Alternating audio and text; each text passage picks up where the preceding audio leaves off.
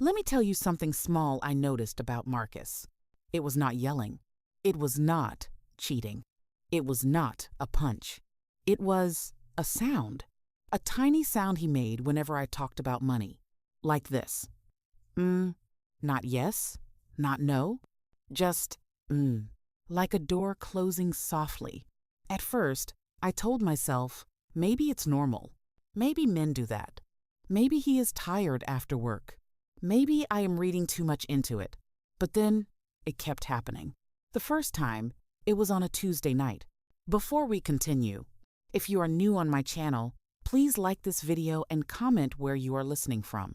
Don't forget to subscribe and turn on the bell notification icon so that you will be the first to be notified anytime I drop a new story. Let's continue. We were eating chicken and rice in our small kitchen.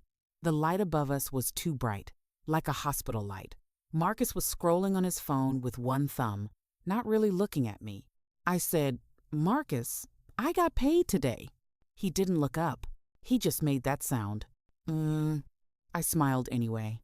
I tried to make it light. "I'm thinking we can save for a better car, or maybe take a little trip, just one weekend.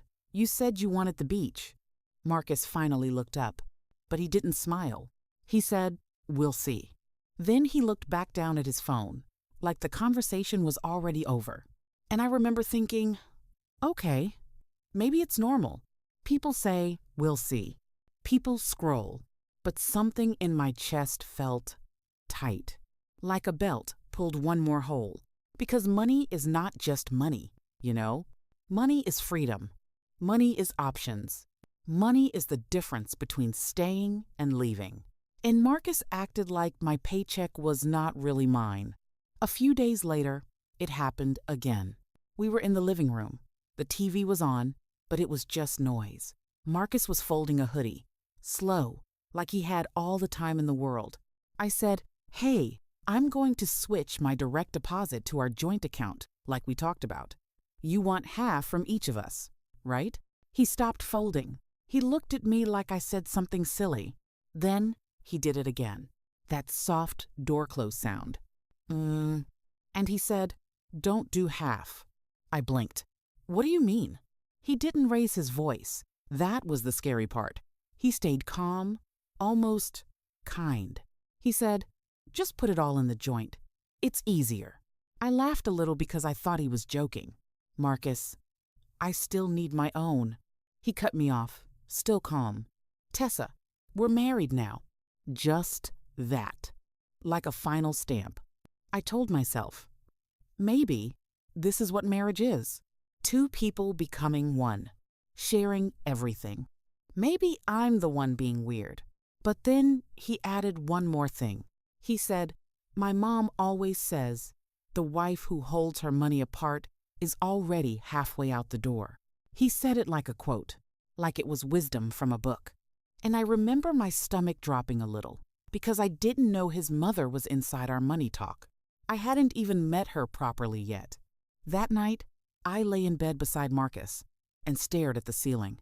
The fan made a slow clicking sound. Click, click, click. I thought about what Marcus said.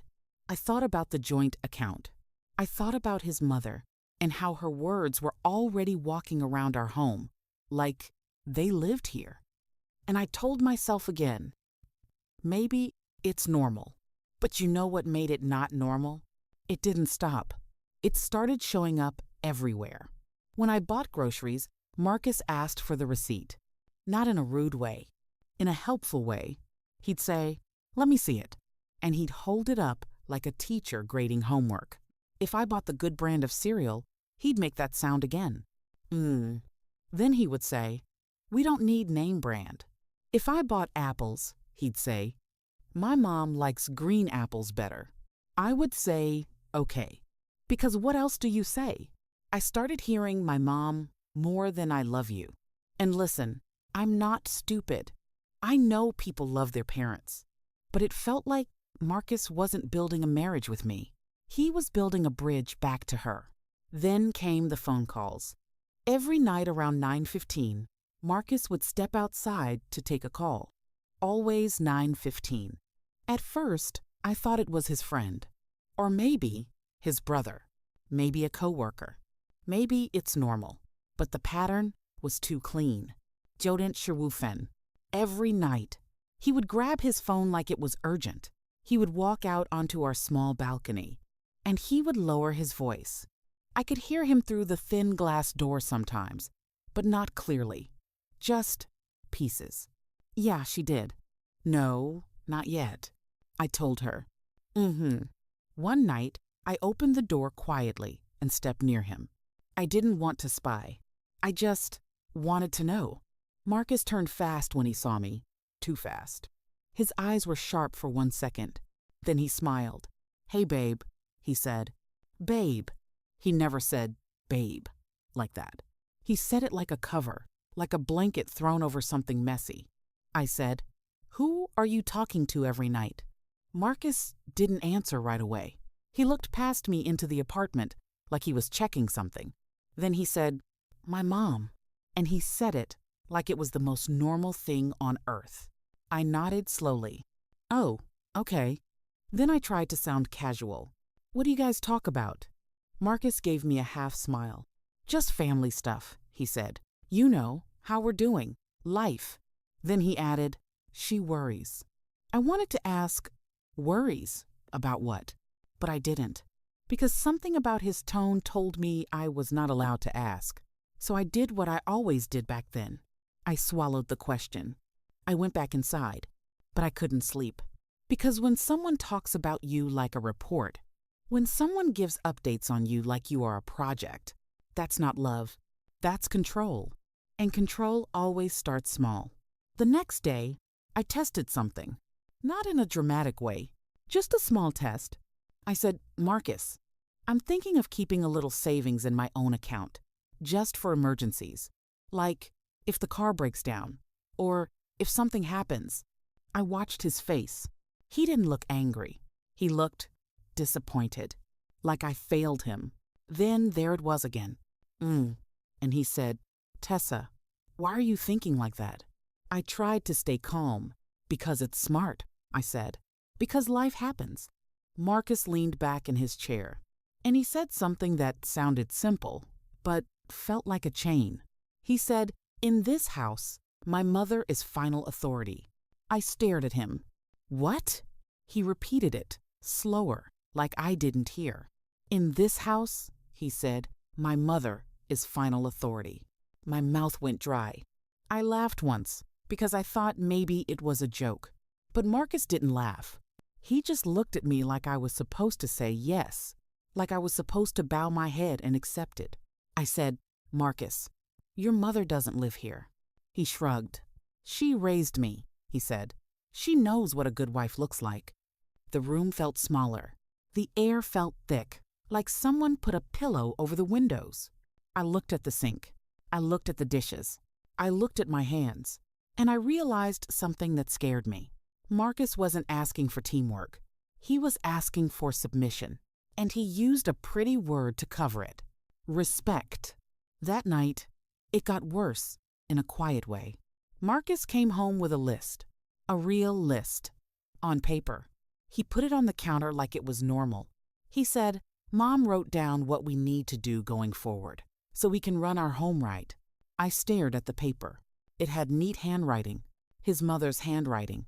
The list said things like, cook dinner every night, pack Marcus's lunch, keep the house ready for visitors, don't argue in front of family, a wife does not hide money. That last line was underlined. I felt heat rise in my face. I wanted to say, "Marcus, this is insane." But I didn't say that. I said, very carefully, "Why is your mom making rules for me?" Marcus looked confused, like I asked why the sky is blue.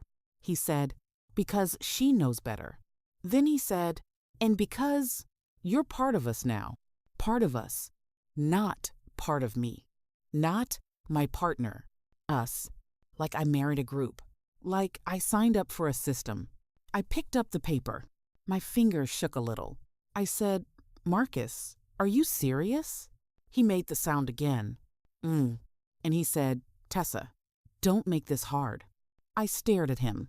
"Hard?" I repeated. Marcus stood up and came closer. Not angry, not loud. He spoke like he was teaching a child. "Respect keeps peace," he said. "And peace keeps a home."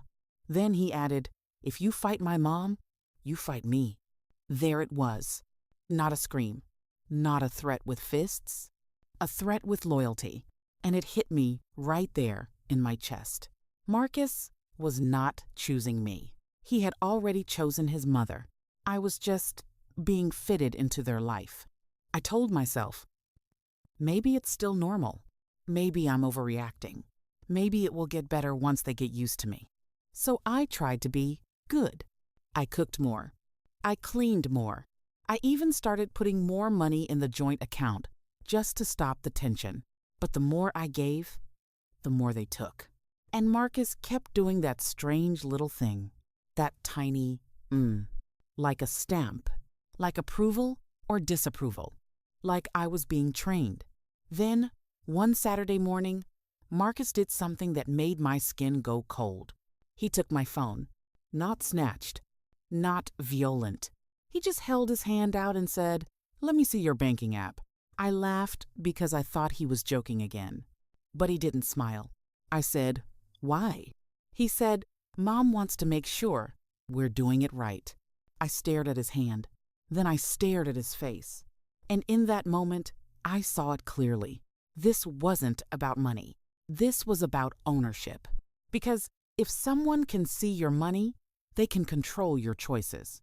If someone controls your choices, they control your life. I didn't hand him my phone. My heart was beating fast. I said, "Marcus." "No." His eyes changed. He didn't yell. He just got quiet. And quiet from Marcus was worse than anger. He dropped his hand slowly and said, "So, you're hiding things." I shook my head. "I'm not hiding," I said. "I'm protecting myself." Marcus smiled a little, but it wasn't warm. He said, "A wife doesn't need protection from her husband." Then he stepped closer, and he said very softly, "Unless she plans to leave." That sentence hung in the air like smoke. My mouth opened, but no words came out. Because the truth was, I didn't know what I planned yet. I just knew I felt trapped. And then Marcus did the strangest thing of all. He pulled out his phone. He didn't call a friend. He didn't call a coworker. He called his mother, right in front of me. He put it on speaker. And when she answered, she didn't even say hello to me. She said, "Is she there?" Marcus looked straight at me and said, "Yes, Mom, she's here." My whole body went still because I realized this was not a private marriage problem. This was a family meeting, and I didn't even get a vote. His mother's voice came through the phone, sharp and calm. She said, "Put her on." Marcus held the phone out toward me, like a judge passing the mic. My throat tightened. I looked at Marcus. I looked at the phone, and I understood the next step. If I spoke, I would be stepping into their rules. If I stayed silent, they would call me disrespectful. Either way, I would lose something. My freedom, my peace, my place. I took a small breath, and I said, "Hello." And his mother said, "Tessa, tell me right now, are you a wife or are you a visitor in my son's house?"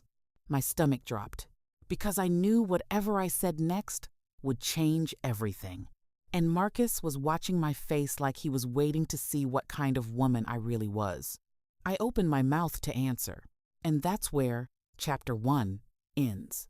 Because what I said next set the trap tighter, or cracked it open. You want to know what I said to Marcus's mother on speaker? I said, "I'm your son's wife." Simple, soft, safe. Because I was still trying to be smart, still trying to keep peace, still trying to believe love could beat a family system. His mother, Diane, didn't say, "Welcome." She didn't say, "Good." She said, "Then act like it." And she hung up, just like that. Marcus took the phone back, like he had won something. He smiled a little and said, "See? Not hard. Not hard." Like I was a stubborn child who finally sat down. I stood there in our kitchen, staring at the counter, and I felt something heavy settle inside me. Because now it was official. Diane was not a visitor in our marriage. She was the boss. And Marcus was proud of it. That weekend, Diane came over. She didn't knock like a guest. She walked in like she owned the air. She was in her late 50s, perfect hair, sharp eyes, a purse that looked expensive, a smell like strong perfume and power. She looked at me up and down and said, "So you're Tessa?" Not, "Hi." Not, "Nice to meet you." Just a label. Marcus kissed her cheek. "Mom," he said, like he was happy again for the first time in weeks. Diane stepped into the kitchen and opened my fridge. Yes, opened it. She moved my leftovers around like they were wrong. Then she turned to me and said, "What do you feed my son?" I laughed nervously. Normal food," I said. Diane's mouth tightened. "Normal doesn't build a man," she said. "Real wives cook real meals." Marcus made that sound. And he nodded. That's when I knew. Marcus was not embarrassed. He was comfortable. He wanted this. Diane sat at our table like a queen. She pulled out a small notebook and a pen, and she started reading off rules like she was calling roll in school. Dinner should be ready by 6. Laundry should be done on Wednesdays. My son's shirt should be ironed. A wife does not talk back. A wife does not keep secrets. A wife's salary is for the home. When she said that last one, my heart thumped hard. Because I remembered the joint account. I remembered Marcus asking for my banking app. I swallowed and said, "Diane, I help. But I also have goals." Diane lifted one hand. Just one hand. And I stopped talking. Not because she yelled, because her hand looked like a stop sign. She looked at Marcus, not me. "Do you hear her?" she asked. Marcus didn't look at me either. He said, "I'll handle it, Mom." And he said, "handle," like I was a problem. After Diane left that night, Marcus locked the door, leaned back on it, and sighed like he was tired. Then he said, "Why do you make things awkward?" He stared at him. "I didn't," I said. He walked toward me slowly. "Tessa," he said, "you married into a family. Not just me." There it was. The sentence that sounded like a warning. I said, "I married you." That's what I thought. Marcus shook his head, like I was naive. "In this house," he said, "my mom is final authority." He said it again, like a pledge. And then he added the word that always made my stomach turn. Respect. He used it like a weapon. The next week, the work started. Not my job work. Homework. Family work. Diane called Marcus every morning now. Not at 9:15 at night. Every morning. And Marcus would repeat her words to me like they were orders from a boss. "Mom says we're doing Sunday dinners," he told me. I blinked. "At our place?" Marcus nodded. "Yeah, everyone will come." "Everyone who?" I asked. Marcus said it like it was nothing. My mom, my younger brother Jay, my cousin Patrice, sometimes my aunt, sometimes my mom's church friend. My mouth went dry. "That's a lot," I said. Marcus shrugged. "It's family." Then he said, "Mom says you need to learn." Learn, like I was in training. Sunday came fast. I spent all day cooking. Big pots, big pans, hot oven, steam in my face. Chicken, rice, greens, cornbread, dessert. My feet hurt by 3 p.m. By 4 p.m., my back felt like it was splitting. At 5 p.m., they started arriving. No one asked, "Do you need help?" Diane walked in and said, "You didn't make mashed potatoes?" He stared at her. "I made rice," I said. Diane clicked her tongue. "Rice again?" she said, loud, so the others could hear. Jay laughed. Patrice smirked. Marcus didn't defend me. He just made that sound. And he said, "Next time, babe." Next time, like there would always be a next time. They ate. They talked. They made jokes I wasn't part of. They left plates on the table like I was a waitress. And I cleaned. I washed dishes until my fingers wrinkled. Then Diane stood up, grabbed her purse, and said, "Good. You're learning." Learning. My chest felt tight again because I realized what I had become. Not a partner. A servant with a ring. After that, Sunday dinners became normal. Then it became more. Diane started sending Marcus lists again. He would read them to me like they were love notes. Mom says wash everyone's clothes when they come. Mom says make sure the house smells clean. Mom says don't sit while guests are here. I tried to push back once. Just once. I said, "Marcus, I work too. I'm tired." Marcus looked at me like I had spoken a different language. He said, "So does my mom." And she still did it. Then he added, "Don't embarrass me." Embarrass him. Not, "I'm sorry you're tired." Not, "Let's share the load." Just, "Don't embarrass me." That's when the money piece got worse. One Friday, I got paid. I didn't even get to enjoy it. Marcus was waiting in the living room with his laptop open. He patted the couch next to him. "Come here," he said. I sat slowly. He turned the laptop toward me. It was the bank website. Our joint account. He pointed at my deposit. He said, "It went in." I nodded. "Yeah." Marcus didn't say thank you. He said, "Okay, Mom says we should send her some." I stared. "Send her some? Why?" Marcus looked annoyed now. "Because she helped me," he said. "She raised me. She sacrificed." I felt my face get hot. "I didn't say she didn't," I said. "But why my salary?" Marcus leaned closer. His voice dropped. "Tessa," he said, "don't be selfish." Selfish. That word is dangerous.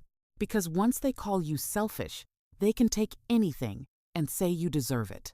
I said, "Marcus, I can help sometimes, but I can't hand over my whole—" He cut me off. "Stop," he said. Then he did something that made my stomach twist.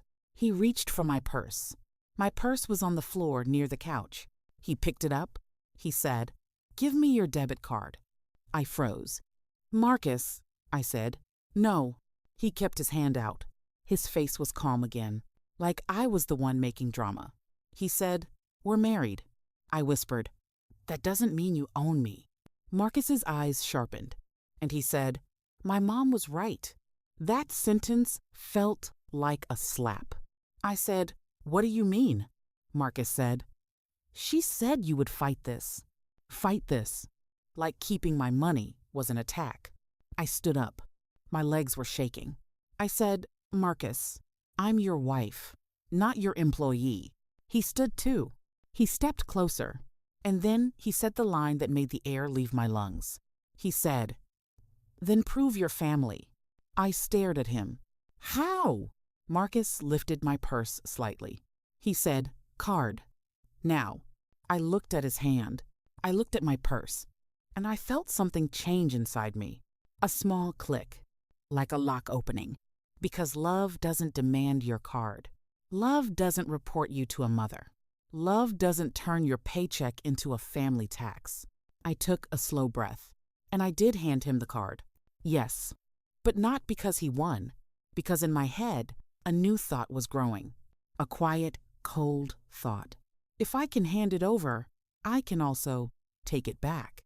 Marcus took the card and nodded like he solved the problem. He kissed my forehead like I was a good girl. Then he said, "See? Respect." That night, I went into the bathroom, locked the door, and sat on the edge of the tub. I stared at my own face in the mirror, and I whispered, "Tessa, what are you doing?" My phone buzzed. A message from my friend Maya. Maya is my coworker. She's the only one I trusted enough to talk to. She wrote, "Lunch tomorrow?" I stared at that text like it was a rope thrown to someone drowning. I typed back, "Yes, please." Then I erased it. I typed, "Yes, need to talk." I hit send.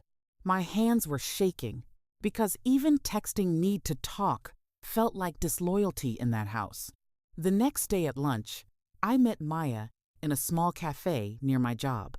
I told her everything, in simple pieces. Not the whole story at once, just enough. The calls, the lists, the money. The way Marcus said family, like a cage. Maya's eyes widened. She said, "Tessa, that's not normal." I laughed, but it wasn't funny. "I keep telling myself it's normal," I said. Maya leaned forward. "Tessa," she said, "you look scared." That word hit me hard, because I was scared. Not of being hit, but of being erased.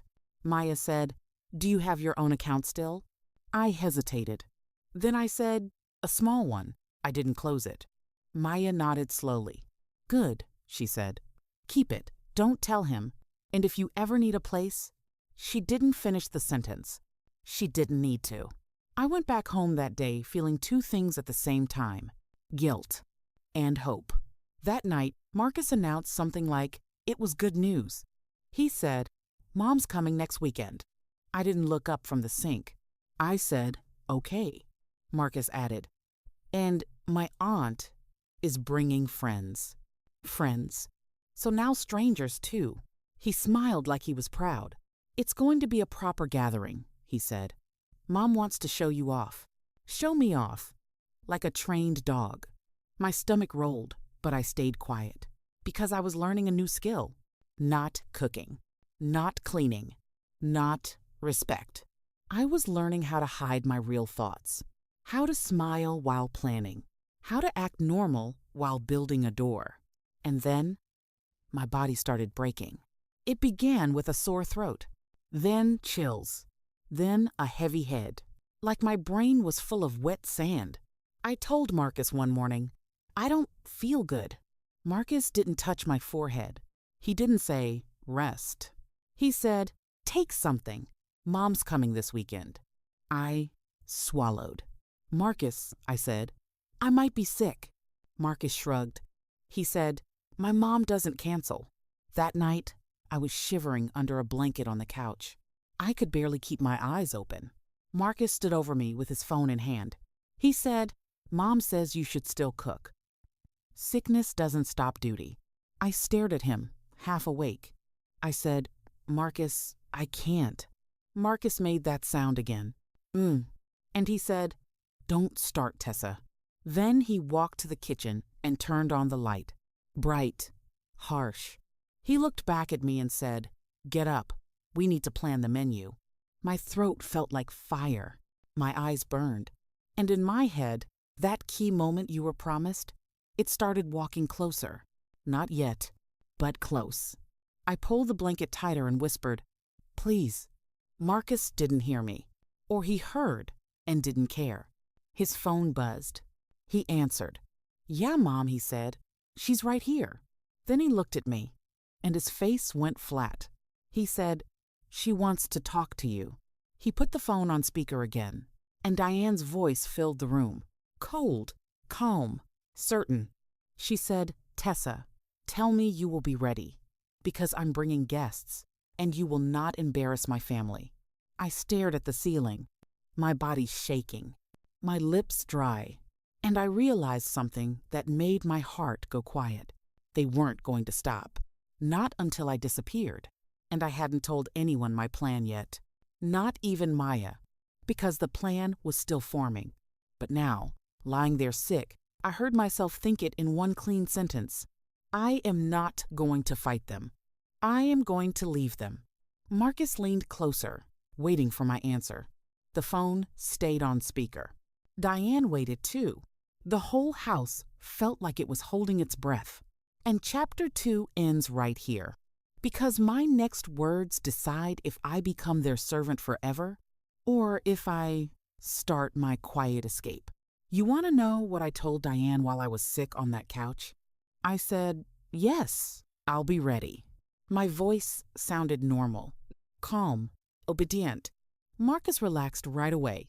I saw his shoulders drop. Diane said, "Good girl." Then the call ended. Marcus smiled like the problem was solved. He even kissed my forehead. "See," he said softly. "Peace, peace." But inside me, something had already changed. Because when I said yes, I wasn't agreeing. I was ending it. Not with a fight. Not with a scream. Not with a speech. With a decision. I didn't sleep that night. Marcus slept fine beside me. Slow breathing. Warm blanket. No worries. I stared at the ceiling fan turning slowly. Click, click, click. And I built a plan. A quiet plan. The next morning, I woke up early before Marcus. My body still hurt. My head still felt heavy. But my mind was clear for the first time in months. I went to the kitchen and made coffee. Not because I wanted coffee, because I wanted the routine to look normal. Marcus came out rubbing his eyes. "You're up early," he said. I smiled. "I feel better," I lied. He nodded and poured cereal. "Good," he said. "Mom will be happy." Mom will be happy. Not, "I'm glad you're okay." I packed his lunch. I ironed his shirt. I kissed his cheek before he left for work. He said, "Love you." I said, "Love you too." And I meant something different than he thought. After he left, I didn't clean. I didn't cook. I didn't rest. I opened my closet. I took out one suitcase. I didn't rush. That was important. Rushing makes mistakes. I packed only what mattered. My work clothes, my documents, my small photo album, my private bank card he didn't know I kept. I left the wedding dress. I left the heavy kitchen pots. I left the extra shoes he liked. I left everything that belonged to their life. Then I sat on the bed and looked around the room. It was quiet. No no rules, no lists.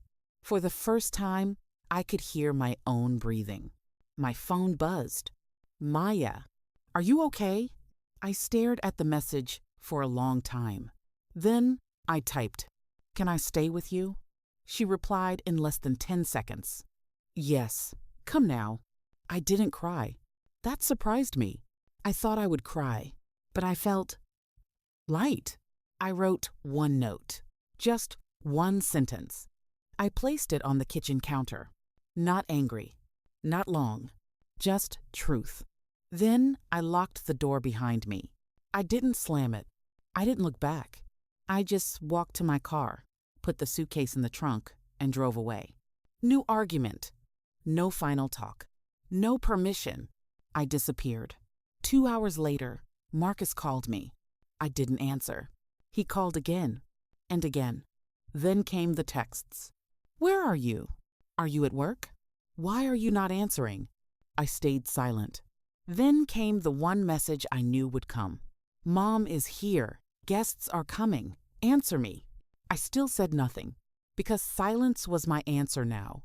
Later, he sent, "Did you seriously leave?" Yes, but I did not type it. I let him understand it himself.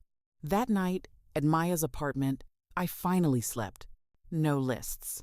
No inspections. No speakerphone. Just quiet. For the first time since my wedding, my chest did not feel tight. I slept 10 hours. Marcus didn't understand at first. He thought it was drama.